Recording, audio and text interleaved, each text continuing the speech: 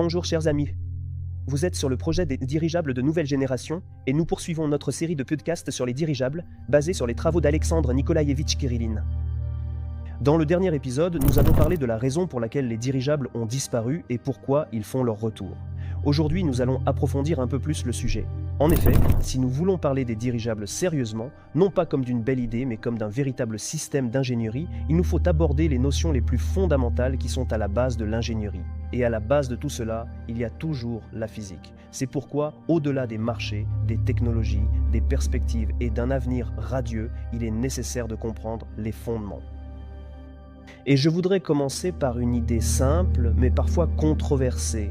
À proprement parler, un dirigeable ne vole pas, il flotte. Nous avons l'habitude de percevoir le ciel comme un vide, mais ce n'est pas le cas. C'est un milieu à part entière. Un milieu physique, tout comme l'eau, mais moins dense. Et dans ce milieu, il existe différentes façons pour les objets physiques de se déplacer.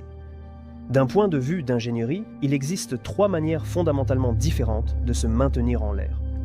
La première, c'est la portance aérodynamique. Elle est utilisée par une catégorie d'appareils qui génèrent de la portance en se déplaçant dans l'air. L'avion en est l'exemple le plus évident.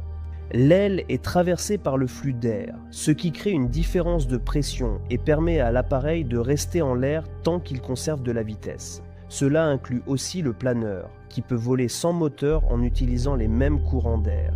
Les drones à aile fixe fonctionnent de la même façon. Et même l'oiseau, lorsqu'il plane, obéit aux mêmes lois. Tous ont un point commun. Pour rester en l'air, ils ont besoin d'avancer. Si la vitesse chute en dessous d'un seuil critique, la force de portance finit par disparaître. C'est précisément là que réside tout le principe fondamental de l'aérodynamique.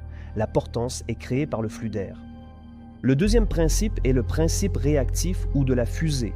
Ici, la portance et le mouvement sont assurés par l'éjection de masse à grande vitesse dans la direction opposée.